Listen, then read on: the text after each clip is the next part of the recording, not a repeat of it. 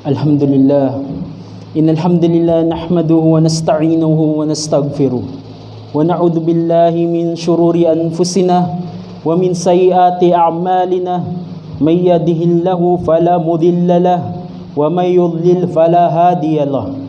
Wa ashhadu an la ilaha illallah wahdahu la syarika lahu wa ashhadu anna Muhammadan abduhu wa rasuluh sallallahu alaihi wasallam. Ibadallah, usi nafsi wal iyadu bittaqwallah subhanahu wa ta'ala. Yaqul subhanahu wa ta'ala fi kitabihil karim, ya ayyuhalladhina amanu ittaqullaha haqqa tuqatih. Wa qala sallallahu alaihi wasallam, ittaqillaha haitsuma kunt.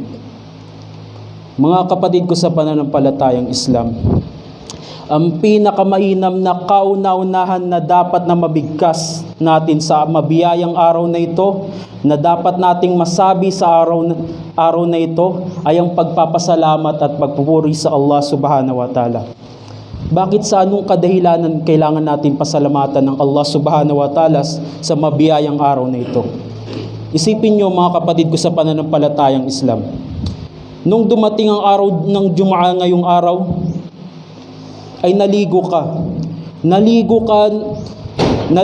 nang nagpaligo sa iyong sarili ay ang sarili mo mismo. Mga kapatid ko sa pananampalatayang Islam, tandaan mo, darating ang araw na maliligo ka na hindi na sarili mo ang magpapaligo sa iyo, dahil papaliguan ka na ng kapatid mo sa pananampalatayang Islam. At pagkaraan ng ikaw ay matapos maligo, ay magsasagwa ka ng wudu, magsasagwa ka ng wudu at magbibihis ka.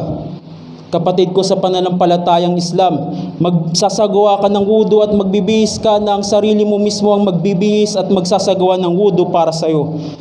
Tandaan mo kapatid ko sa pananampalatayang Islam, darating ang araw na hindi na ikaw mismo ang magsasagawa ng wudu at magbibihis para sa iyo, dahil ang kapatid mo na sa pananampalatayang Islam ang magsasagawa nun para sa iyo. At pagkatapos ng ikaw ay makaligo, magsagawa ng wudu at magbihis, ay ikaw ay nagpunta sa masjid. Nagpunta ka sa masjid, pumasok ka sa masjid, na ang ginamit mo pa sa pagpasok at pagpunta sa masjid ay ang dalawang paa mo.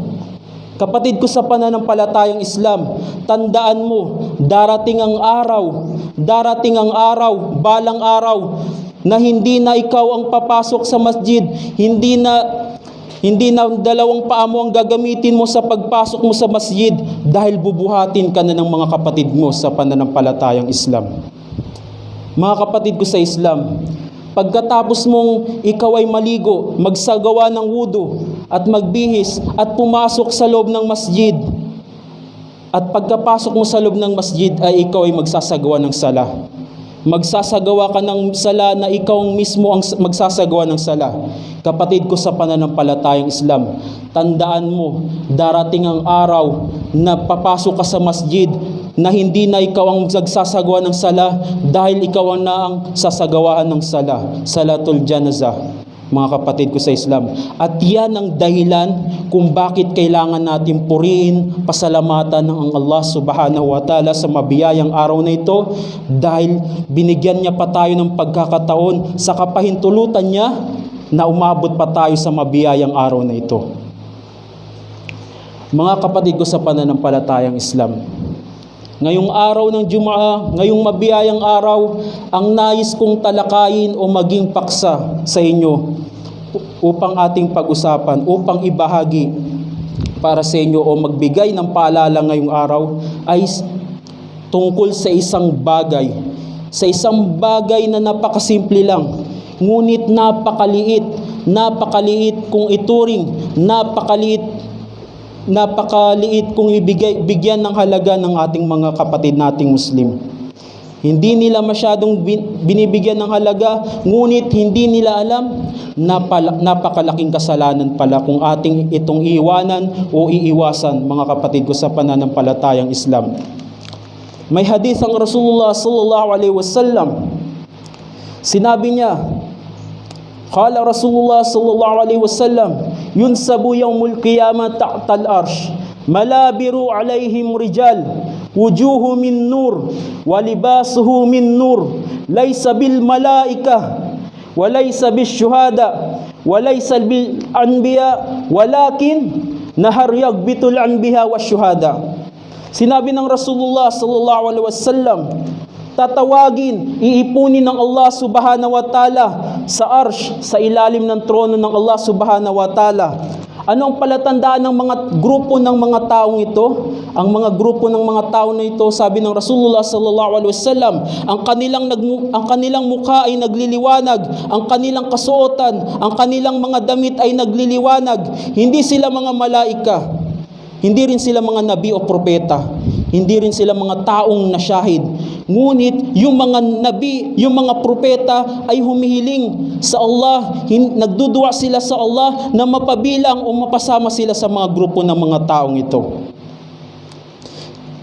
Alam naman natin na ang grupo ng mga propeta o mga nabi ang pinakamainam na namuhay dito sa mundo. Ngunit maging sila ay humihingi sila sa Allah, ipinagdudua nila sa Allah na makasama sila sa mga grupo ng mga taong ito. Ganon din ang mga taong mga nasyahid. Yung mga taong nasyahid o mga namatay sa pakikibaka sa landas ng Allah subhanahu wa ta'ala ay humihiling din sa Allah na mapabilang, nagdudua sila sa Allah na mapasama sila sa grupo ng mga taong ito.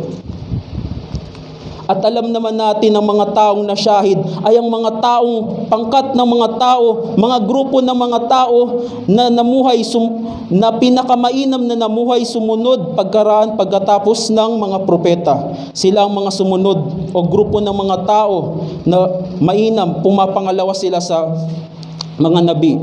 Ngunit lahat sila, humihiling sila sa Allah, nagdudua sila sa Allah na mapasama sila sa mga grupo ng mga taong ito. Bali mga sahaba, nagtanong sa Rasulullah, Ya Rasulullah, sino ang mga taong ito? Sino-sino ang mga taong ito na ang palatandaan ay ang kanilang mukha ay nagliliwanag, ang kanilang mga kasuotan at mga damit ay nagliliwanag.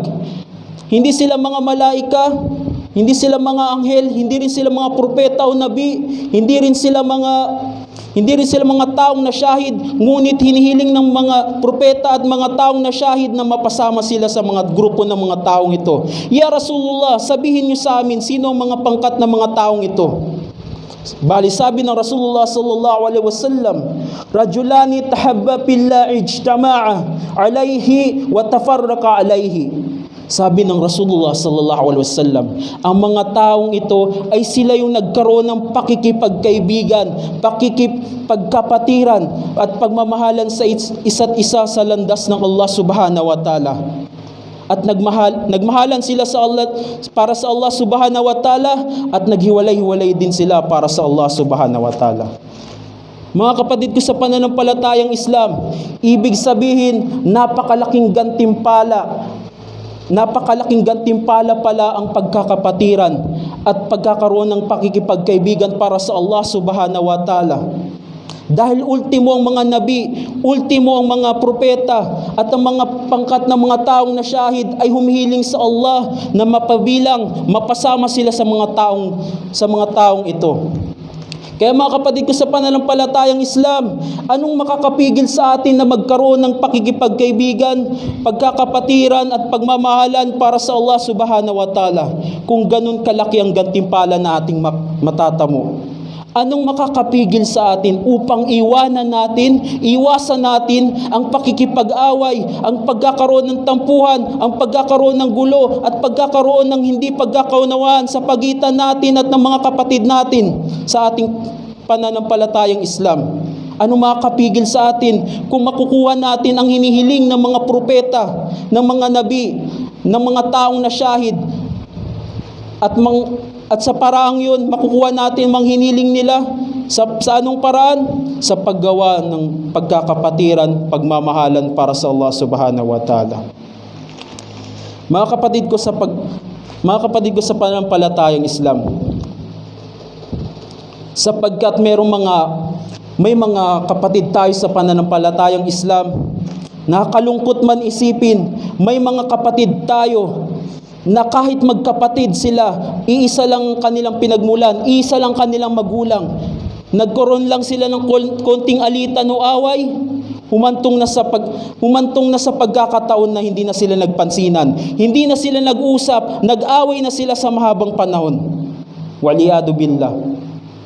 Meron din mga nangyayari sa mga kapatid nating sa Islam na mag-ina, mag-ama, hanggang sa nagkaroon sila ng alitan, nagkaroon silang away, hindi sila nagpansinan, hindi sila nag-usap, hanggang sa ngayon hindi pa rin sila nag-usap, hanggang humantong ang kamatayan sa kanila.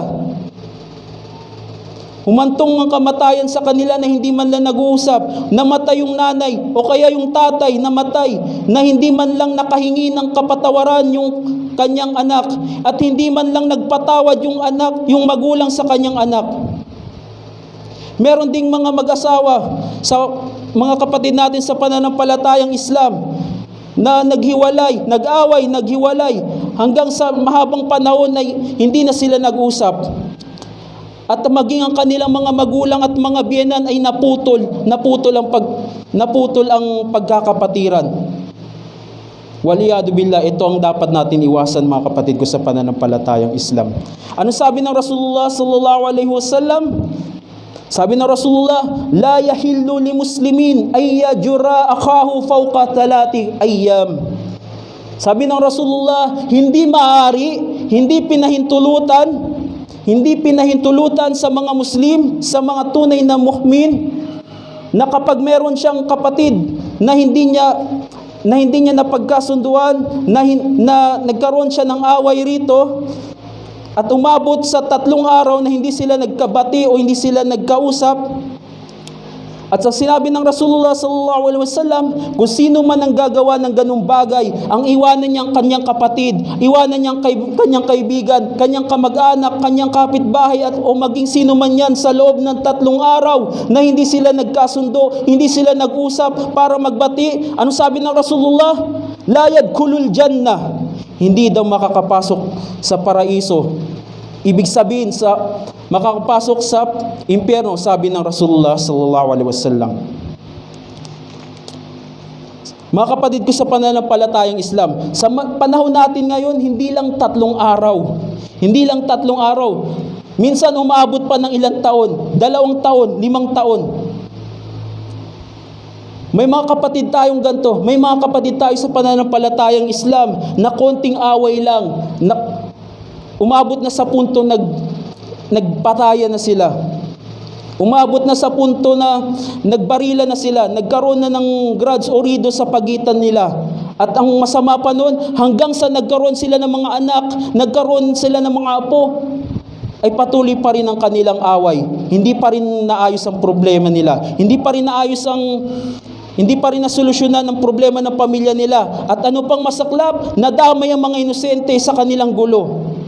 Waliyadu billah. Itong dapat nating iwasan, mga kapatid ko sa pananampalatayang Islam. Mga kapatid ko sa pananampalatayang Islam, huwag natin gayahin ang mga nakikita natin sa iba nating mga kapatid na gano'n ang ginagawa. Mga kapatid ko sa pananampalatayang Islam, bagkus ang gayahin natin ang pamamaraan ng Rasulullah at ang kanyang mga sahaba sa tinatawag na pagkakapatiran. Si Abu Bakar at Umar, isang araw nagkaroon sila ng pagtatalo. Nagkaroon sila ng pagtatalo o hindi pagkakaunawaan. Hanggang ang isang araw ang Abu Bakar radhiyallahu an ay naisip niya na siya ang may kasalanan. Hanggang sa nalaman ng Rasulullah sallallahu alaihi wasallam. Sinabi niya sa Rasulullah sallallahu alaihi wasallam, "Ya Rasulullah, ako ang may kasalanan. Ako ang may kasalanan kung bakit kami hindi nagkaunawaan." Kung isipin nyo, nagpakumbaba ang Abu Bakar radhiyallahu an. Mga kapatid ko sa pananampalatayang Islam, yan dapat ang dapat nating gayahin.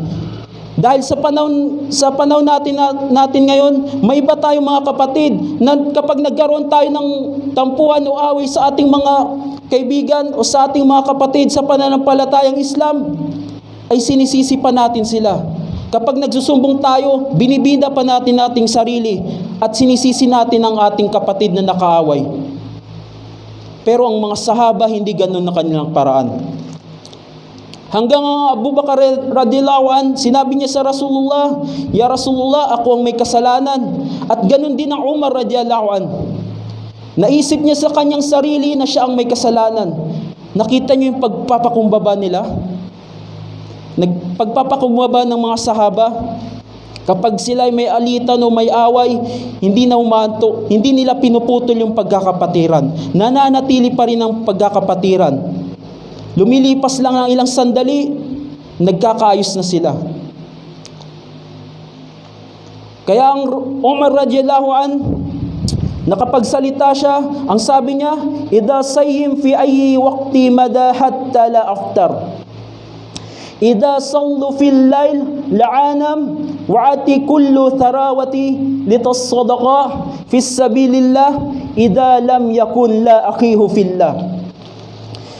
Sinabi ng Umar radhiyallahu an, kung ako ay mag-aayuno na hindi na ako kakain sa oras ng iftar, ibig sabihin 24 oras na pag-aayuno, at ako'y magtatahajud sa hindi na ako matutulog, at gagastusin ko ang lahat ng aking kayamanan para sa Allah subhanahu wa ta'ala, kung wala man lang ako ni isang kaibigan, lahat ng mga magagandang gawain ko na yun ay baliwala lahat para sa akin. Hindi magkakaroon ng halaga para sa akin kung wala man lang akong naging kaibigan. Ibig sabihin, mga kapatid ko sa pananampalatayang Islam, napakalaki pala ng halaga nitong pagkakaibigan, pagkakapatiran para sa Allah subhanahu wa ta'ala. Mga kapatid ko sa pananampalatayang Islam, ang pagkakapatiran, pagkakaibigan, pagmamahalan para sa Allah subhanahu wa ta'ala ay isa sa mga 7 uri ng tao na pasisilungin ng Allah subhanahu wa ta'ala sa kanyang silong sa Yaumul Qiyamah. Sa Yaumul Qiyamah, darating ang tagpo na kung saan napakainit ng araw at napakalapit natin sa araw. Kaya yung 7 uri ng tao na yon, isa doon ay pasisilungin ng Allah subhanahu wa ta'ala. Ano yung mga taong yon? Rajulani tahabba fillah ijtama'a alayhi wa tafarraqa alayhi. Sila yung mga dalawang lalaki o kaya dalawang babae na magkakapatiran, magkakaibigan at nagmahalan para sa Allah subhanahu wa ta'ala. Kabilang pa sa napakahalaga sa kahalagaan ng pagkakaroon ng pagkakapatiran ay isang sa hadith ng Rasulullah sallallahu alaihi wasallam na kung saan may 3 bagay na palatandaan na matamis na ang iyong ibada o pagsamba sa Allah subhanahu wa ta'ala. At ikalawa sa 3 yun, sabi ng Rasulullah, ay yuhibbu mar'a la yuhibbu illallah. Yung pagkalugod mo sa kapatid mo na walang ibang dahilan ng pagkalugod mo sa kanya maliban para sa Allah subhanahu wa ta'ala. Ibig sabihin, itong gawain na to ay makakapagpatamis ng ating simba o ating pagsamba, ibada sa Allah subhanahu wa ta'ala. Isipin nyo, kung tayo, nagkakape tayo, gusto natin na matamis ang ating kape, nilalagyan natin ng asukal, ano kaya sa palagay nyo kung ang ating simba o pagsamba sa Allah subhanahu wa ta'ala ay isagawa natin ng pagkakapatiran upang nang sa ganun ay tumamis ang ating pagsamba sa Allah subhanahu wa ta'ala? Ano sa palagay nyo kung ating gawin iyon?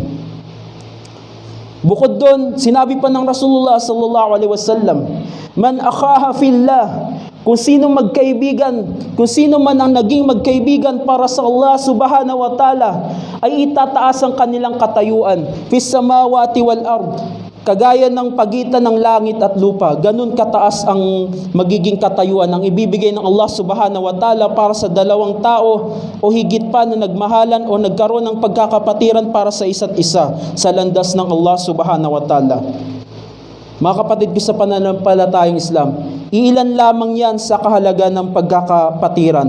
Kaya samantalahin na natin ang pagkakaroon ng kaibigan, pagkakapatiran para sa Allah subhanahu wa ta'ala. Sikapin natin na magkaroon ng mga kaibigan ng mga gumagawa ng pagsamba. Yung magiging kaibigan natin na makakasama natin sa pagsamba sa Allah subhanahu wa ta'ala. Yung makakasama natin sa pagsala, pagsasagawa ng pag-aayuno, pagbibigay ng zakat, pagdadawa at kung ano-ano pang pagsamba o mga mabubuting gawain na ikalulugod ng Allah subhanahu wa ta'ala. Dahil bakit?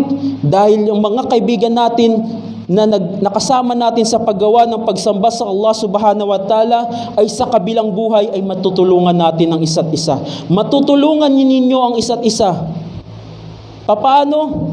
Dahil sa kabilang buhay magkakaroon ng tagpo na kung saan ikaw na makakapasok sa paraiso, darating yung pagkakataon doon na hanapin mo ang iyong kaibigan.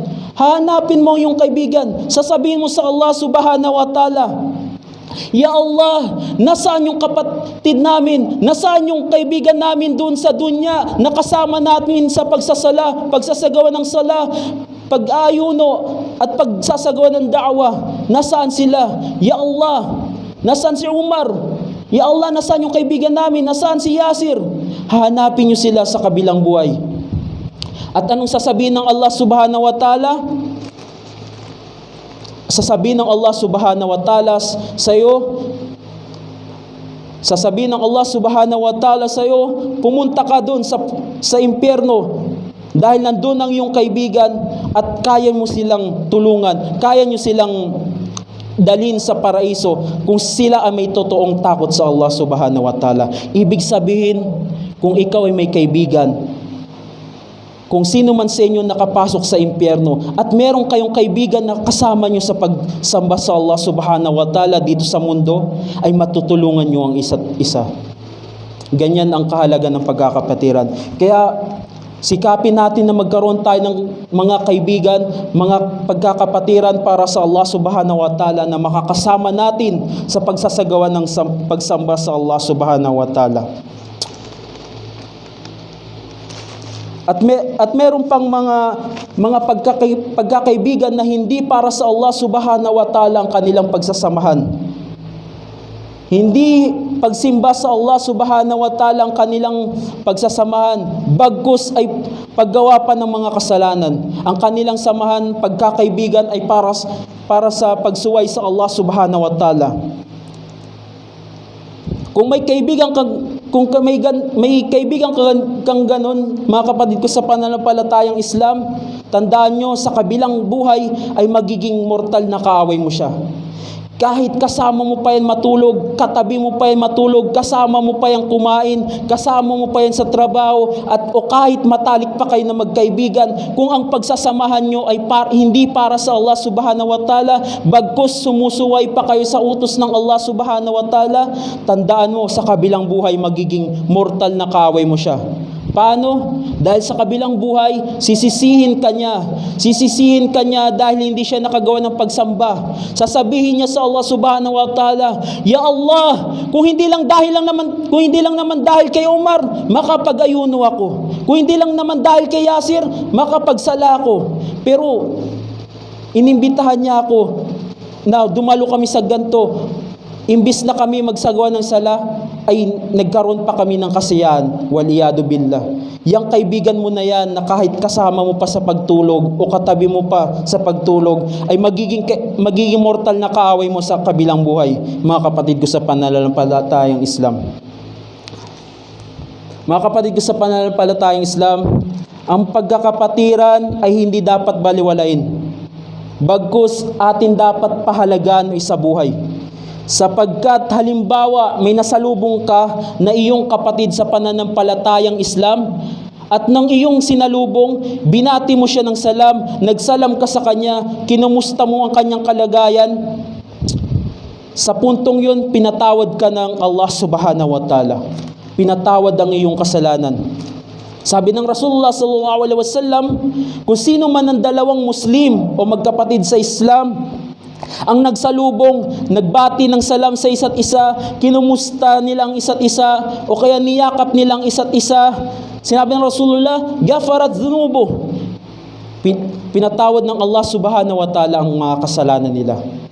Ganyan, yan ang kagandahan, isa sa kagandahan ng pagkakapatiran, pagmamahalan at pagkakaroon ng kaibigan para sa Allah subhanahu wa ta'ala.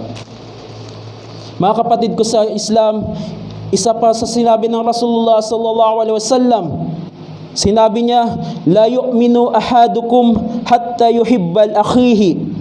Sabi ng Rasulullah sallallahu alaihi wasallam, wala ni isa sa inyo ang tunay na Muslim, tunay na mu'min, kung hindi nyo mamahalin ang inyong mga kapatid sa pananampalatayang Islam.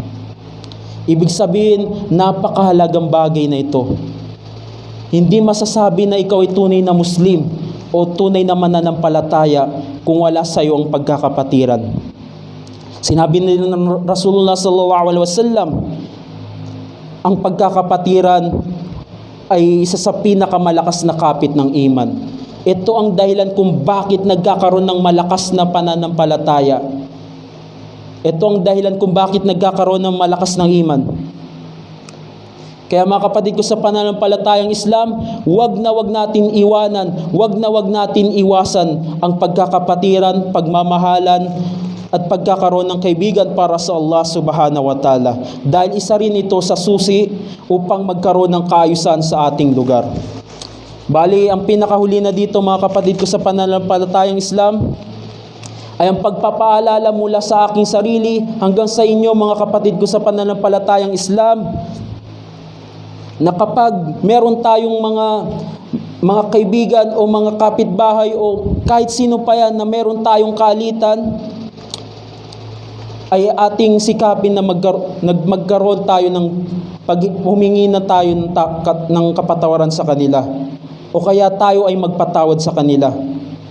Dahil sabi ng Rasulullah sallallahu alaihi wasallam, napakalaki ng kasalanan kung abutan ka ng kamatayan na hindi ka man lang nakahingi ng tawad o hindi ka man lang nagpatawad sa iyong kapatid sa pananampalatayang Islam.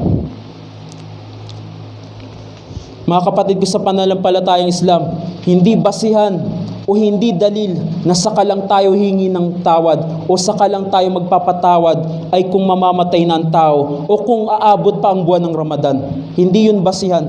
Dahil ang paghingi ng kapatawaran at ang pagpapatawad sa iyong kapatid sa Islam ay hanggang may buhay ka pa. Mga kapatid ko sa pananampalatayang Islam. Kaya mga kapatid ko sa pananampalatayang Islam, kapag meron tayong mga kaibigan, kapatid, o kaya mga kamag-anak na hindi natin nakausap sa mahabang panahon, hanggat nabubuhay pa tayo, ay ating kausapin sila upang makahingi tayo ng tawad at makapagbigay tayo ng kapatawaran sa kanila. Aqulu qawli hada wastaghfiru li wa lakum wa lisairil muslimin innallaha ghafurur rahim.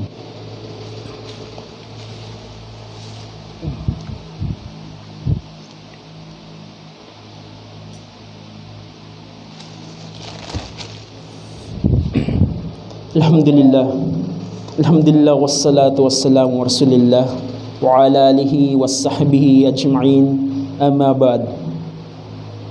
Mga kapatid ko sa pananampalatayang Islam, ngayong araw ng Jum'ah, kasama sa mga sunnah o mga mainam na gawain ngayong araw ng Jum'ah ay ang pagbibigay pugay o salawat sa Rasulullah sallallahu alaihi wasallam. Maging ang Allah at ang mga malaikat, mga anghel ay nagbibigay pugay o nagsasalawat sa Allah, nagsasalawat sa Rasulullah sallallahu alaihi wasallam. Kung isipin ninyo, napakagaan lamang sa dila natin, ngunit napakabigat, napakalaki pala ng gantimpala.